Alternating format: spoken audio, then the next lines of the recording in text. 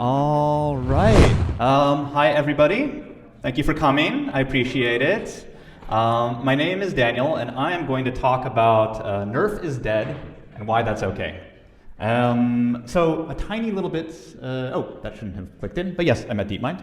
About me. So my name is Daniel. Who is that? That's Daniel Duckworth. That's my full name. From my accent, you can probably tell I'm not from here. I'm from California. But I moved here in 2020, so about 5 years ago. I have been working at Google for a long time. Since 2014 to be precise. I joined first Google Research, and then I switched to Google Brain, and when that was a thing, and then now I'm part of Google DeepMind. And you might think, like, did I move into these places? No, I mostly got absorbed into these things over time. That's just kind of how large corporations work. I started off, though, as a software engineer, a SWE. I was working, ML, AI-related things, and then I started doing research engineering, which is to say engineering particularly to help research papers get published. And then I've been working on NeRF, which is the topic of this talk, since 2020. And then I've been a research scientist since just last year. And you should probably be asking some questions here, like why is Daniel, who is just really recently a research scientist, going to talk about research from the last, 5 years? And that's because, at least at Google, you don't have to be a research scientist to do research. It's cool. But anyways, NeRF. What is NeRF? Who knows what NeRF is already? Hands up. Okay, I apologize. Part of this talk might not be interesting for you. For the other half who didn't raise your hand, this might be more interesting, but I promise there's something for everybody. So, NeRF. This is what NeRF is, right? This is NeRF? Well, yes, but actually no. Not for the sake of today, at the very least. NeRF is Neural Radiance Fields. That's a word salad. For those of you who don't already know what it is, I'm going to break it down. Neural. Add more layers. That's it. It's neural networks. There's neural networks involved. No surprise there. It is a field, and a field here is something you do already know, which is like a vector field, or magnetic field, or a gravity field. The idea is that there is a space, let's call it 3 dimensions, x, y, z, and we're going to assign numbers or a list of numbers to every point in that space. And so it's unlike, say, pixels, where you only know quantities at certain pixel coordinates. Here you can ask about any continuous point in space and get something out of it. And the last part, radiance. If you worked in physics, you'll know what this is. If you didn't, like me, you won't know, and that's the Wikipedia definition, and I'm not going to read it for you, and it doesn't matter. So forget it. We'll get there. But maybe another way to think about this is, put on your software engineer hat. What do NeRFs do? They take in photos on one side. Here's a bag of photos. And they do magic and turn it into a 3D model. Whee! Okay. Looks cool, but what's actually happening here is that you have given me a small number of views of a world, and I have to transform it into a way that allows you to move the camera around smoothly in space to wherever you want. And I can tell you what it would have looked like if you had taken a photo there. Now, how does this work? Obviously, it's all magic, but it's not magic because I'm going to tell you how it works. So, first, we should actually ask this question. And a lot of people, I think, don't ask this, which is, what is a 3D model? Now, the 3D model that, for all of you that play video games, is going to be a mesh. A mesh is triangles, typically. So that means, you have 3 corners, you put them at x, y, and z. There's maybe an upwards direction, maybe some normals, maybe some textures, some blah, blah, blah. This is a 3D representation, but it's not the only one. And there's many of them. For example, a voxel grid is a bunch of cubes in space. It's the equivalent of pixels, but for 3D.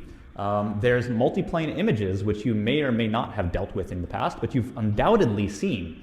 The very, very old Disney movies, when you had this kind of zoom-in effect on an animated thing, it looked like this device here, which is basically just you put sheets of paper with cutouts at different various heights, and then you move the camera around. When you do that, you end up getting a feeling of parallax, which is to say that close things move quickly and far things move slowly. And that is what multiplane images are, and they are in fact also used in view synthesis, which is to say the science of trying to imagine what the world looked like from a different perspective. We also have things like sign distance fields. I'll talk more about them later, but they're, suffice to say, a fancy way of representing a surface. And obviously point clouds, which are very intuitive, but have no concept of occlusion. You can't tell which point is in front of another point with a point cloud. They just kind of exist. And so these are all 3D models, 3D representations. None of these are NeRF. And so what I want you to keep in mind is that every one of these offers a different set of benefits. You have to store it on disk in a different way. You have to, when you want to generate an image, you have to do something slightly different. And they all have trade-offs. And NeRF is another piece in that puzzle. So how do NeRFs work? Well, I'm going to now think about it from, I want to train a model. How do I train a NeRF model? And imagine that you have a photo over there on the right-hand side, and you have a prediction over here on the left-hand side, which I have suggestively made very blurry. And I've drawn these squares, and these are roughly indicating pixels. And so the way that NeRF is trained is very simply, you go to your data set, you choose some pixels, and you ask your model, hey, what do you think the color for these pixels should be? And then you just take those two things and you toss it into the squared error. That's literally it. It's L2 error. And the magic, of course, is in how do you guess what the color of these pixels are. That is what NeRF is all about. But at the end of the day, the pipeline is going to be choose pixels, render pixels, backpropagate, done. So how do you render a NeRF? The way to think about it is imagine that a picture isn't just a picture. It's like a plate in space. It sits in front of me. It's in front of the camera. And for every pixel in that plate, there's a color. How did I get that color? The answer is, well, a ray kind of passes through that pixel center. And it goes out into the world, and eventually it's going to run into like a wall or something like that. And that light that gets reflected back to me, that's the color that pixel should be, right? And so for this Lego bulldozer, we've hit the kind of like shaded part of the yellow there, so that pixel should be yellow. But with NeRF, we're going to treat this slightly differently. We typically think of the world as full of hard and discrete objects, but for the sake of NeRF, we're going to treat it as a giant glowing fog. And the fog is going to vary in density in space.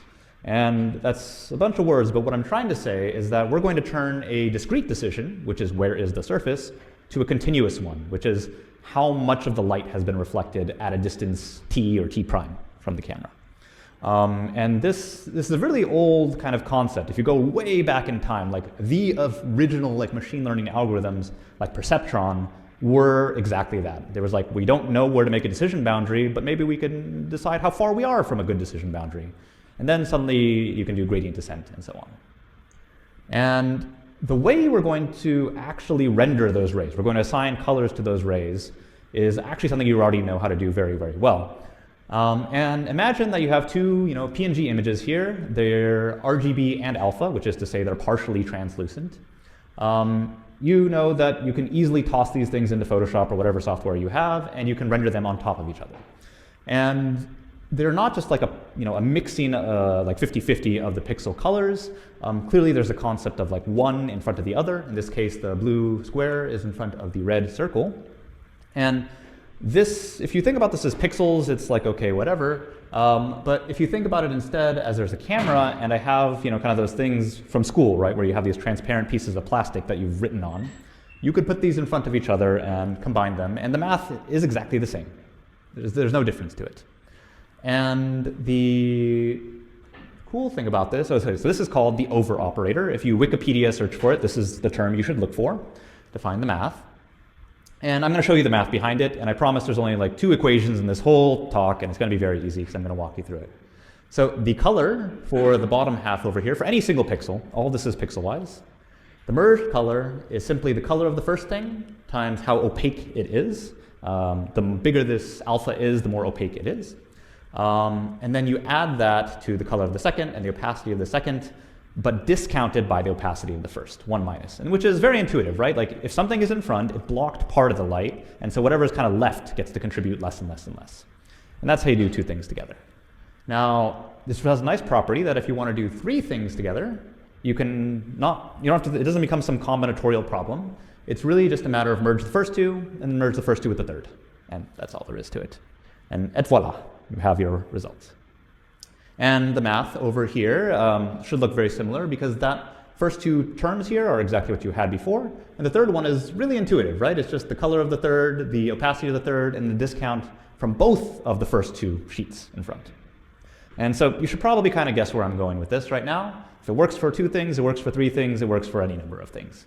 And so if I put any number of sheets, a finite number of sheets in front of a camera, I can guess what color it is when I composite them all together. And I can do this on a pixel-wise basis. And the equation over here, so this is where the word radiance comes in. This is the important part. What is radiance? Radiance, for all that matters, is color. That's not actually true. If you studied physics, you should know that radiance is actually like a continuous quantity that is, unbounded. It's like kind of the amount of light per unit volume or something like that. But for the sake of NeRF and for the sake of the algorithm, color is just RGB. It's the numbers that you store. Alpha is what you already know. And this third term, which is the same one you've seen before, I just gave it a new name, is called transmittance. And so if you pull up, like say, NeRF facto, and you start reading the code, and you see the word transmittance, this is what it is. It's basically how much light is blocking what you're seeing right now. And all right, so we now know how to do any number of discrete things, but we still need to get to continuous things. Well, kind of the obvious thing to do is, well, a sum, that looks kind of like an integral that I've approximated somehow. So I can go the other way around. If I can look up the math in physics and say, what should this integral be? What is the discretization of this integral? Well, I'll cut it up into little segments, and then by the magic of neural networks, I'm going to create these kind of little 1-pixel sheets along the depth, the length of the ray, and then I'll put those all together, and now I can predict the color for a single pixel. And then the question is, well, what about each of these sheets? Like, what magic got me there? And the answer is, as always, neural networks. Of course it's neural networks, right? It's always neural networks. And what you need to do, basically, is if you've cut up your array into little segments, you need to featureize those segments. Maybe tell me, where is the center? Where is the XYZ center of it? Maybe what is the length of it, maybe? What is the direction it's pointing? All of these things are good features. And your network is going to predict two things. It's going to predict color, and it's going to predict density. Density is not alpha. Density is, it seems close. And in fact, it is very easy to convert to alpha, but it's not quite alpha. But lucky for you, the equation for that is this. Please excuse the off-placed 1. I noticed this error after I made these slides. But what is it? It's to turn density and an extent along array into a alpha, you just put it into this little x minus of something of something. And though it seems kind of like maybe pulled out of a hat, unless you've done a lot of physics, there is actually some meaning to this. You can think of it like, imagine density was like 1, right? If I have a longer and longer segment, imagine like I have a fog. If I have kind of like a grayish kind of fog, the more I go through the fog, the more light is kind of reflected back to me. And then if things are really dense, then I can't go through the fog very far at all. And if the density is infinite, then it comes back immediately. It's basically an opaque surface. And if you think like, okay, why an exponential drop-off, so on, the answer is Poisson processes, if you know what Poisson processes are. If you don't, it doesn't matter. It's just the math. And this is known to physicists for a very, very long time. And so, in visual terms, what this looks like is a training batch might consider some pixels like this. You're going to go find the rays that pass through that pixel into space. You'll cut it up into little segments, and you'll ask your network to color each of those things with RGB and alpha, essentially. And then that will give you the color along the ray. And so I'll go through this really quickly, but yes, select the pixels, predict the color, apply alpha compositing, compute the loss, backprop, and that's it. You've trained a NeRF. Everything is great. And so now you have these really beautiful models. But I lied to you a little bit, just a tiny bit, I swear. I told you that you only need photos, and that was enough to build a NeRF. Yeah, not really. You need something else, because if you look at these photos, they're really small, but these are all of like a little synthetic drum kit. You would probably be able to guess where the camera was when you look at each of these photos. I know that there is exactly one drum kit there, and these are all different views of the same drum kit, but the algorithm clearly doesn't know that. And so you need a way to go from pixels to rays in the real world. You need to know where those ray origins are and what direction they're pointing. And that is called camera parameters. For those of you who have never heard this before, camera parameters are a set of numbers that fit into kind of a fixed form equation that tell you how to go from pixels to rays in the world. And if you try to actually understand camera parameters, you're going to see words like translation, skew, field of view, focal length, radial tangential distortion, principal points, camera poses, model view matrices, camera conventions, right-handed or left-handed conventions, so on, so on, so on. It's really annoying geometry. I cannot count the number of times I've spent days trying to figure out if I'm working with a left-handed or right-handed system, and if forward is -z or +z. No one really knows. It's awful. But lucky for you, I only half lied to you, because this is all really hard math, and it's really, really not easy to get right. But somebody else did all the work for you. There's a really cool package, or a whole research area called Structure from Motion. Structure from Motion says, how do I discover these parameters given just a set of photos and nothing more? And there's been decades of research in this.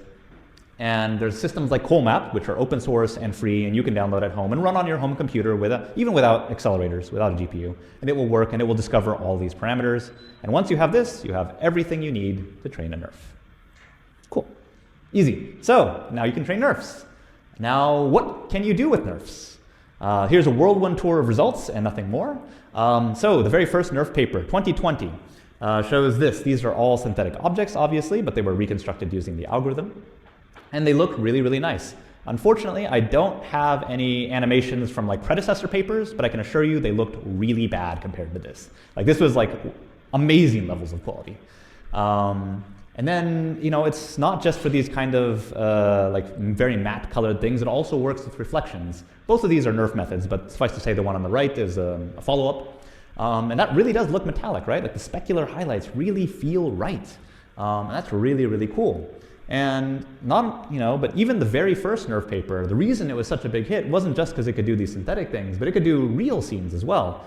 Like these are taken around the UC Berkeley campus, and the ability to capture things like caustics, which is to say like glasses of water, to capture thin structures, to capture grass, to capture things where reflections in water, like they could do all of this, like from the very first paper. And that's why it was such a big hit and why it was so well researched for the period of time that it was really in its heyday. And while these, so here, fun little tangent here, research tricks. Looking at this, you would probably think that you can move the camera anywhere in space and get something good.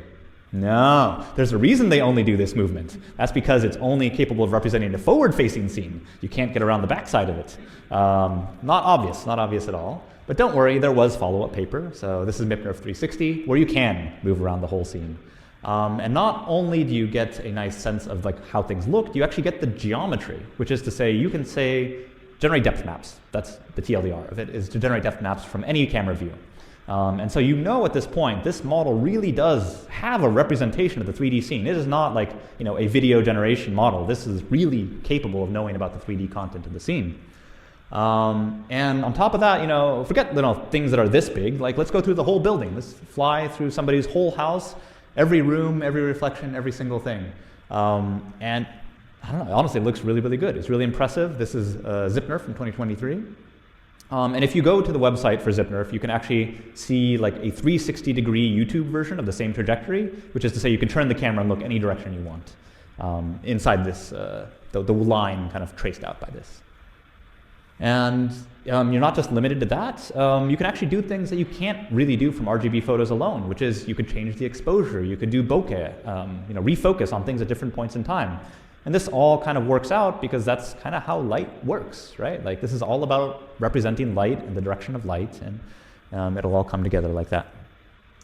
And all that stuff before was from super clean captures, which means somebody with a nice camera at home was very careful and steady. This is a work that I was part of. You recognize this, of course. Imagine the last time you saw Brandenburg Gate completely empty. Like, it doesn't happen, right? There's always somebody around. This reconstruction was made from Flickr photos. Really, really bad Flickr photos, I will say. Like 1,500 of them or so. But, it's definitely not picture perfect, but it's definitely convincing, right? You definitely know what it should look like, and it looks like that. And then if you're really willing to go out there and build bigger and bigger models, you can build multiple city blocks. Like this is San Francisco. This was a work called Block NeRF done at Waymo from one of the original authors of NeRF. And you can go on and on and on like this for the longest of time. But you should also take in mind here, look at this. It's not quite photorealistic, is it? Like it's fuzzy, it's a little blobby, but it's right gist, but not quite there. And you could also do this from drone photography, as you might imagine. So you can get things from above, things look great. You could zoom in on it, but this video doesn't have it in there. And you can even do time to a degree. So obviously this person is moving around, and so this gives you 3D video, essentially. And all this can run on your phone if you like. blah, blah, blah. We can do lots of things. You can even work in VR. And this is kind of, I think, honestly, like if I wanted to give one reason on why NeRF is actually helpful, it would be for VR. It's a shame nobody has a VR headset. What are you going to do? But this is from Meta Labs, as you can imagine, because they care a lot about this stuff. So what can't NeRFs do? What cannot NeRFs do? So I put an asterisk up here because it's not like NeRF can't do these things. It's more like it can't do it that well. It does it okay. And let's go through it. So earlier we talked about this cutting up array and then getting features for each of those segments on the array and making predictions. Sounds good. But what about this network? I didn't tell you what this network is. The first version of this network was an MLP. It works great. It's fine. But it was 8 layers at 256 units apiece. And the inputs to it are the x of t, which is to say the position at a point t along the center of the array, and dx, which is the direction that this thing is pointed. Very simple, like 6 numbers, or is the only thing it takes as input. But it's got to do all 10 layers worth of work here, and it has to do it 128 times per pixel. Now, imagine like that's a lot of inference, even for like a 640 by 480 picture, right? And that means the training time with regular hardware, like regular hardware meaning not server hardware, like something you could buy at the store, is about 1 to 2 days. But each frame of that video, that was 5 minutes of GPU time to predict. Looks good, completely impractical, right? Makes videos and nothing more. And so I say that NeRF can't train fast, but that's obviously not true. There was a follow-up work called Instant NGP. This is from some really great people over at NVIDIA, and they've basically reduced the amount of NLP layers, made them much smaller, and replaced it with something called the multi-resolution hash grid, which I'll talk about in a second. But I want you to understand the training time right now, because you're about to see the model train in real time. Don't blink. And it's done. That's it. It's that fast. It's world different, right? It's so fast. It's so fast.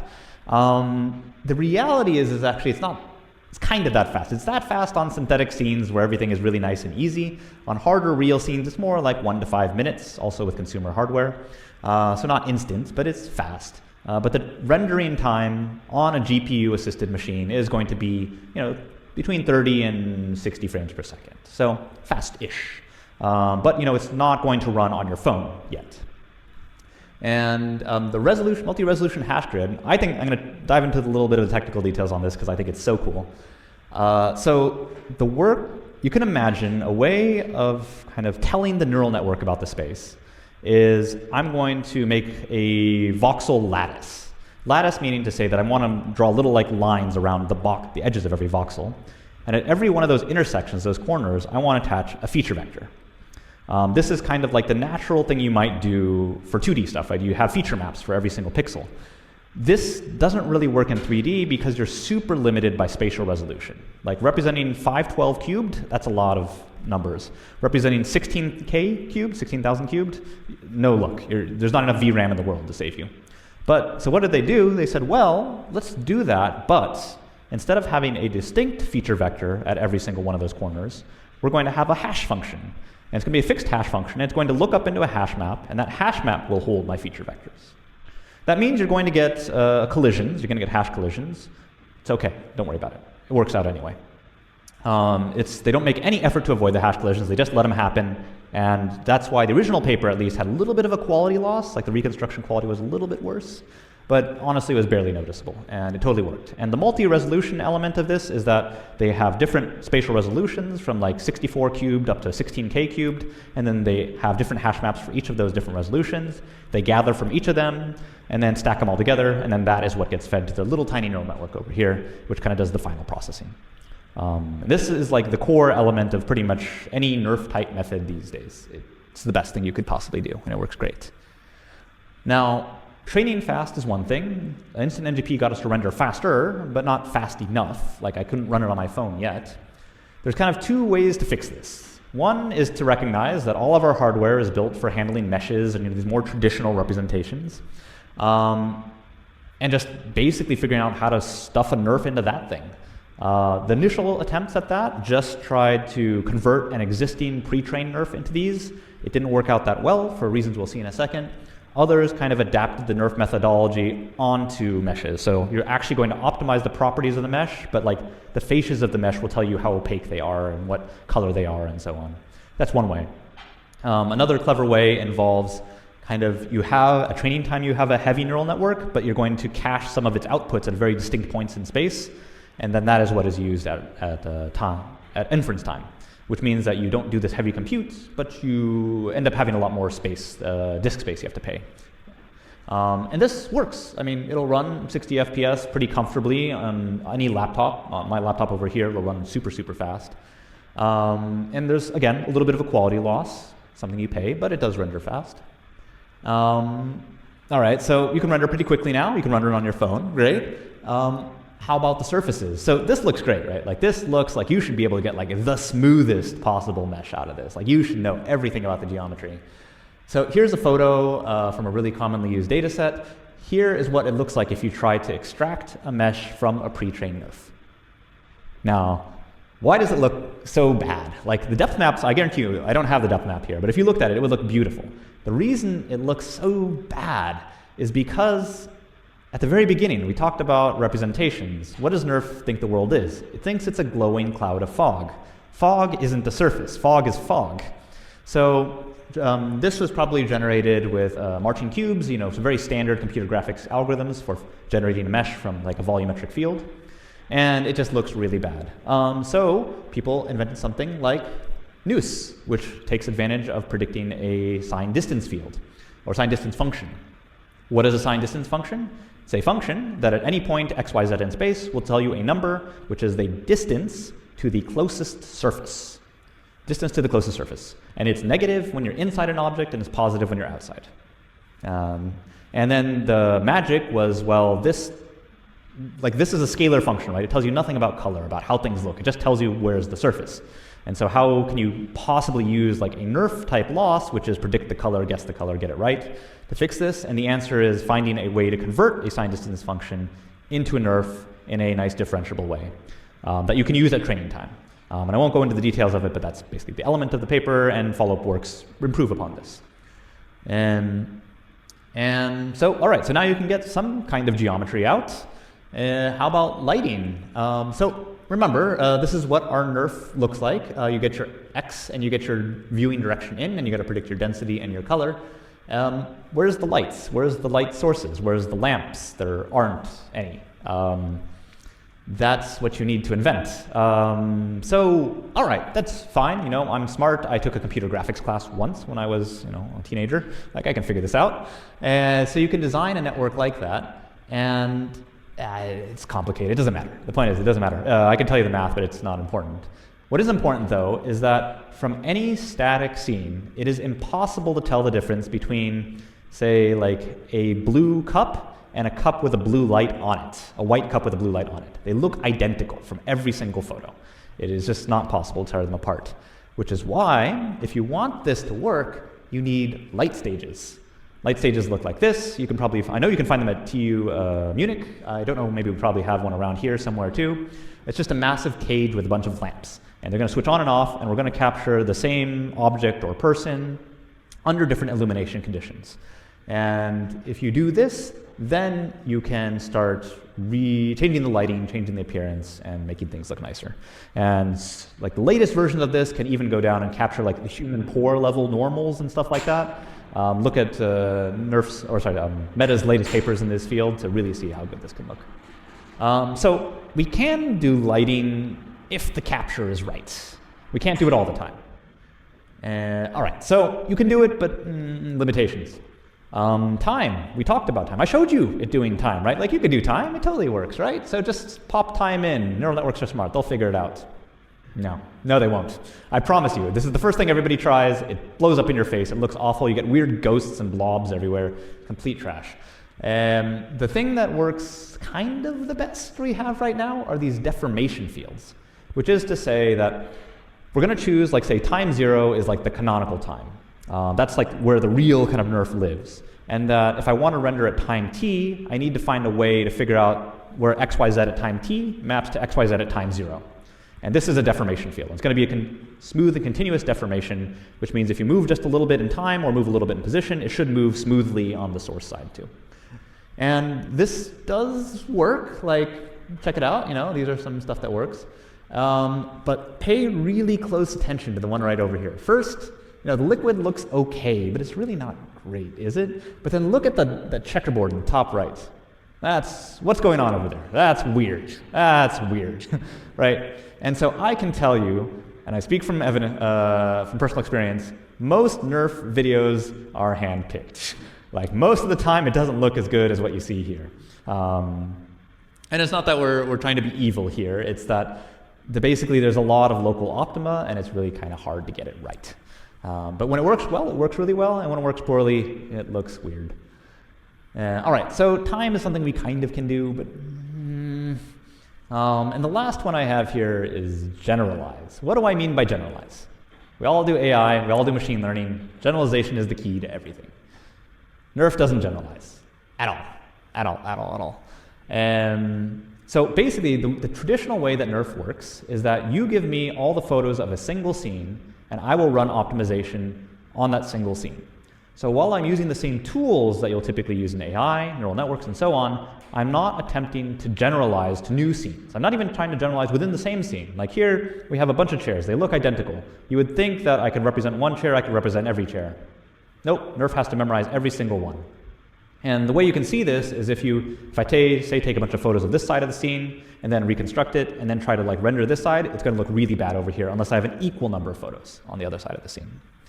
And it's not like nobody's tried to make this work. People have.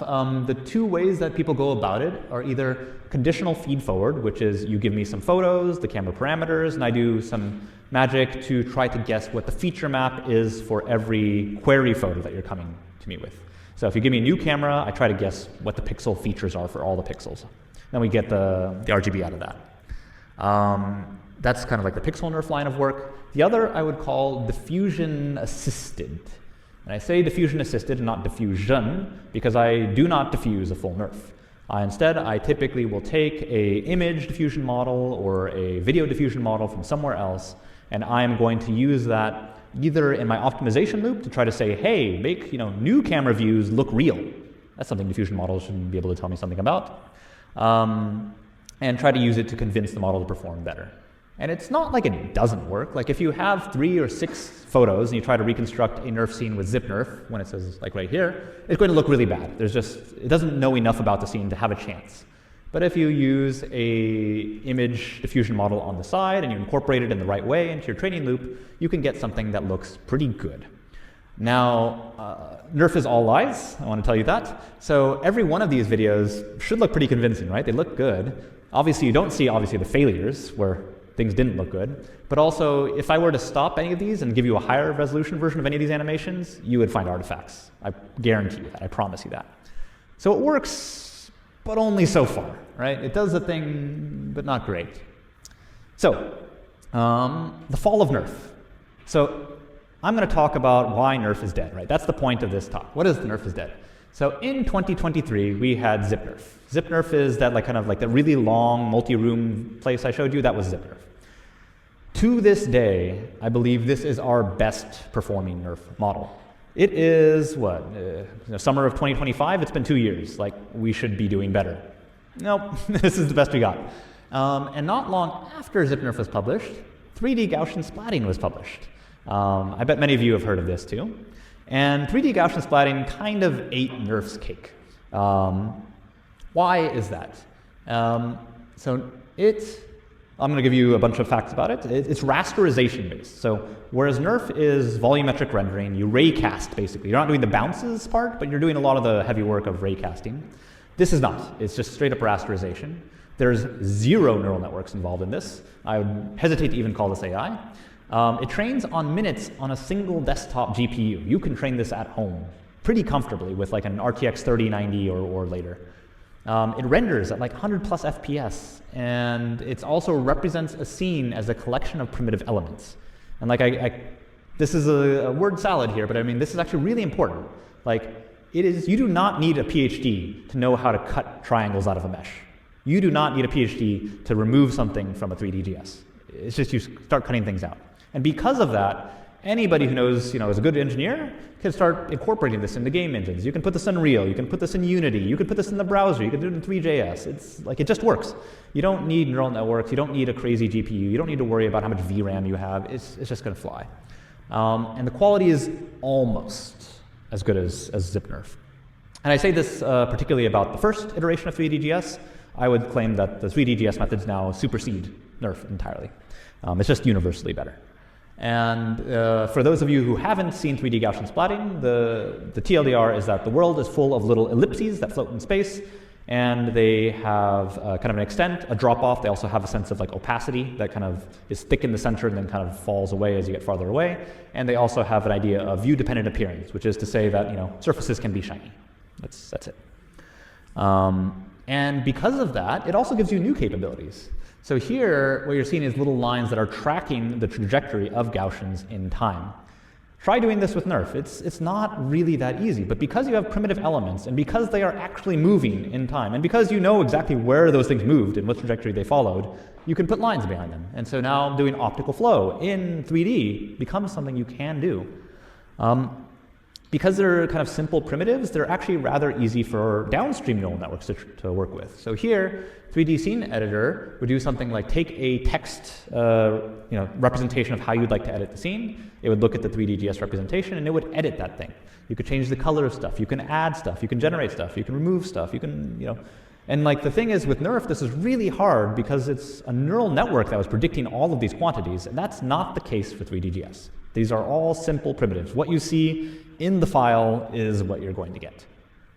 And all the other hard stuff, so I just showed you some light stage stuff before. This is also light stage stuff, but look how good it looks, right? It's great. So why not use it? Why even bother with NeRF anymore? But we're not done yet, let's say. So in the sense that NeRF was great. It did many things well. It had its drawbacks. We have 3DGS. It does things better, one could argue, in many ways. Are we done? And the answer is no. So what you see here, that's my apartment, by the way. It's also a public data set. You can explore it in your free time. Is that you need lots of photos, both for 3DGS and NeRF. None of this has changed. Because both of these are fundamentally optimization-based routines that run on a single scene at a time, and you need to see a lot to get anything plausible back at the other end. So a while back, earlier in this deck, you may remember that there was like a table in a garden and a camera that was floating around it in a 360. This is how many photos were necessary to represent just that table. And for my apartment, you need that many photos. That's 1,500 photos I took. And the other one is maybe 250 or so. And it's not the worst, it's a lot of photos, it is, but it's not the worst thing in the world because it's basically like waving a camera around as you walk around the space and just holding down the shutter button. You don't have to think very hard about it. But what is true, the reason you need so many photos is because if you miss any corner of the world, you're just going to look bad there, and that's it. And worse than that is if you miss it and you come back tomorrow, you've probably bumped against something. You probably changed something. At least the light changed, right?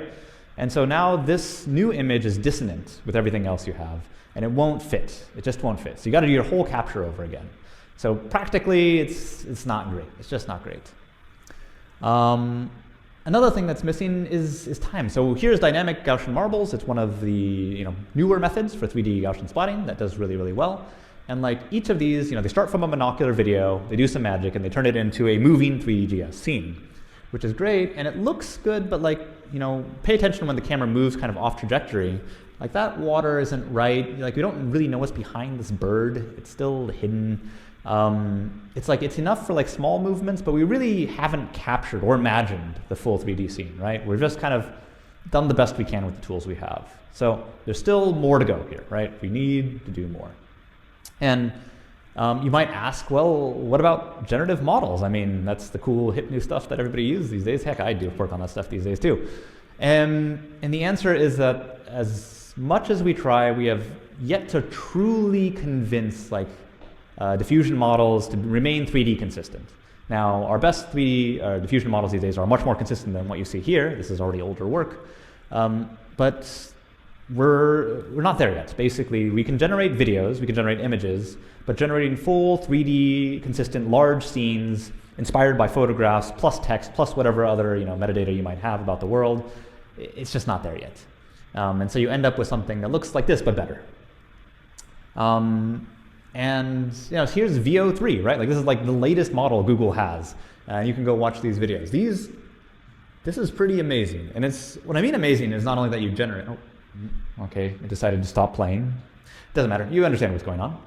And it looks really amazing. And if you actually take these videos and you push them through ColeMap, a system that assumes that the world is static, it will reasonably reconstruct that scene, which is to say it can identify the camera parameters enough about the scene as static that we can actually recognize the 3D structure of those scenes. Which is another way of saying that even though this massive transformer, there's nothing in there that says like you got to respect the 3D world, you got to respect epipolar lines, none of that is in there. And yet, it still does a really good job of doing it. It is not perfect, but it's getting closer. And I would like happily wager almost anything that within like 1 to 2 years, like NeRF, 3DGS, all of this is just post-processing on something that a generative model has given us. And that's okay. It's all right. Like we've produced something useful and we're able to use it to build something better. So, all right, TLDR. What is the TLR? NeRF is dead. And that's okay. All right, that's it.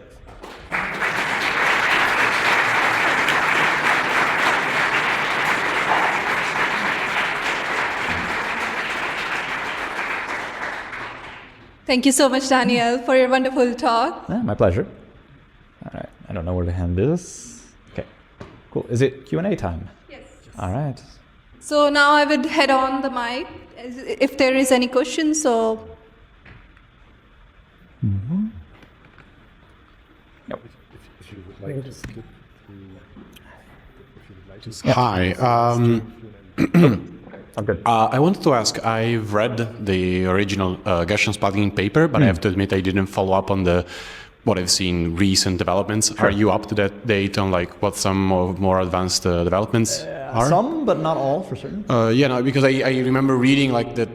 What I read was that this was still very unoptimized. The original version was even, I think, written in CUDA, not even in actual OpenGL. So it wasn't actually even, it was just written in PyTorch with like a massive CUDA wrapper that does all the hard work, basically. Because my question was more like, do you think Gaussian splatting has space for development as much as NeRF has? Because NeRF clearly has developed a lot before getting eaten alive by just a completely different technique from, I think, the 90s originally. But but that showed development and great growth and acceleration, new techniques. And as you showed, Gaussian splatting already has shown some advancements. Do you think there's more to that? I believe there is. Let me think. The avenue that makes the biggest difference, I don't have an animation of 3D Gaussian splatting being optimized, is that, all right, so 3DGS, the way it works is the world is a set of n floating Gaussian blobs in space, but how do you choose n? That's kind of the hard thing. And you might think like, oh, well, I don't know, whatever my GPU can support, that's a good budget. But if you initialize with all of your Gaussians at once, it won't work. You need, like the key thing that that surprised me about the 3DGS paper is that they developed a heuristic strategy where they'll optimize, start with some initial set of Gaussians, they'll run Atom for a little bit and it'll optimize the parameters, fine. And then they make a decision where like, all right, it's step 1500, it's time to add more Gaussians. Where do I put them? What parameters should I have? How do I do this effectively? And they had some pretty good heuristics that worked out really well. And the reason that I said that the first 3DGS method was almost as good as NeRF wasn't that 3DGS itself was kind of limited, but that this heuristic was ultimately still a heuristic. And it's still a heuristic to this day. And we don't really know what the right way of adding more primitives to a scene is, and that's most effective. So there's a lot of value to be had there. Obviously, in all of the extensions that we have through time, through motion, there's tons of different ways you could fork off to do even better with 3DGS. And one thing that is still very limited is 3D Gaussian splatting, in order to remain fast, uses spherical harmonics to represent appearance, which is to say, basically uses like a spherical version of a Fourier basis to say, what is the color if I look at it from this direction? This isn't good enough. It consumes most of your disk space and your memory space, and it just doesn't look particularly good.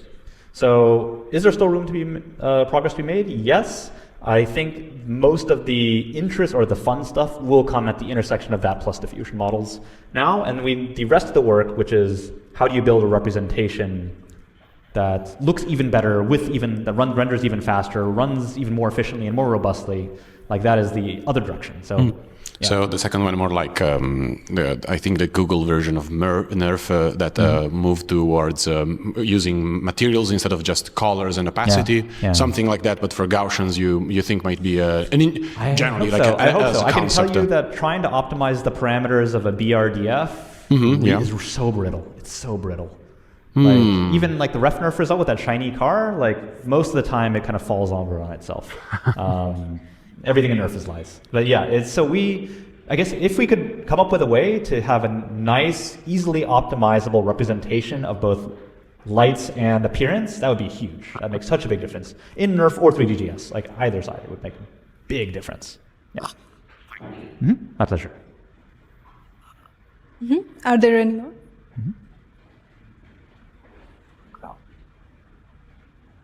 I think he was the first one, then I'll get back to you.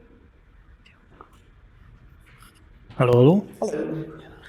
Just to anyone wanting to follow up on Gaussian splatting, I think Computer File has a really nice video on it. But on my question, when you showed the representation of time via NeRFs, I can see that you don't necessarily need to go through a straight line across your cross sections, let's say. Has anyone tried to use this to represent a relativistic scene? Say that one more time. The relative. Has anyone tried to use this property of NeRFs that you don't need a straight array to kind of represent a relativistic scene where... Yes. Yes. Yes. Okay. Actually, the answer is yes. There is at least one paper I know that does exactly this. And I think it's Ethan... Oh dear, I can't remember his last name. He's a Googler, a physicist. And what was it? It was to try to reconstruct black holes by looking at bending light. Yeah. And does this also get eaten up by Gaussian splatting or no? It wouldn't work with Gaussian splatting. So, I mean, I didn't mention this here, but Gaussian splatting does have its limitations. And I wonder, I don't think I have, pictures of it. Actually, here, it is here. Let me see. I'm going to hit play and zoom in a little bit. So try to pay attention. Oh, okay. All right. So pay attention to the photos that are not in the center of the crop, right? Like you notice this bending. That's because I use a fisheye camera to do these captures. Why a fisheye camera? You basically get better field of view, blah, blah, blah. It's good for reconstruction. For NeRF, this is trivial because training appears pixel by pixel, right? 3D Gaussian splatting does not do that. It requires, more or less, asterisk, of course, because there's always a way around something, that you have a standard pinhole projection model. And so you kind of need to deform or rectify your images before it can fit into 3DGS. Wait, I forgot the question, but I remember that's the way I wanted to go with it.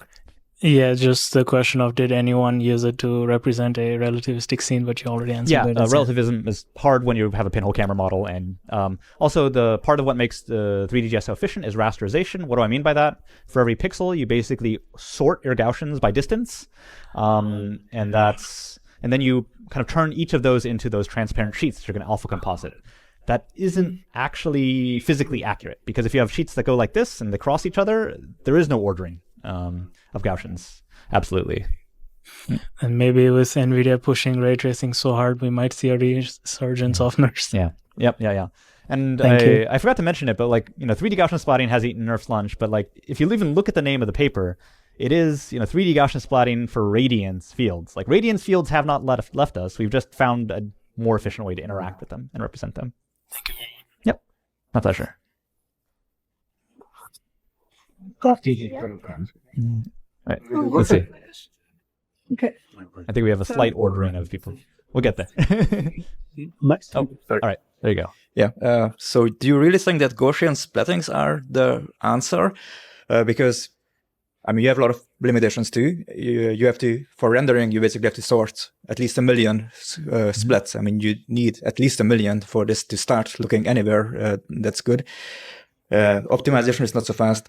And you have some representations, some voxel representations where you can super efficiently ray march through it you can actually make it run faster on a mobile phone than you can make Gaussian splatting.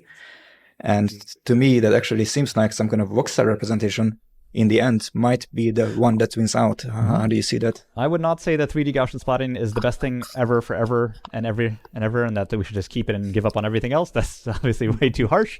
It's the best thing we have right now, I guess is the way to put it. But in the span of time, it was like 3 years between NeRF and 3D Gaussian splatting. Like, why not next year, 2026? It's time for new representation. We just haven't discovered it yet, or we haven't found the right trick to make it look really good yet. Okay, then he and then you. In a world where Apple gets their way, we all have our Apple Vision Pros. Sure. Does this come back? Is it useful again? Yes. How does that look? Yes. I think, okay, I don't know for this for a fact, but I believe it'll be necessary. And what I mean by that is obviously the way we derive 3D from the world is because we have two eyeballs. And this disparity between the baseline between our two eyes is really important for telling distance. But if you do it even slightly wrong, you puke. You get really nauseous really quickly. And so if, say, we can get, say, real-time inference with a diffusion model that basically never makes a mistake in terms of this baseline, then we'll be okay, and we'll just use that and it'll be fine. But we're definitely not there yet. And so my gamble is that we need an actual 3D representation to make sure that this 3D geometry is perfectly right all the time. But I've been wrong in the past, so we'll see.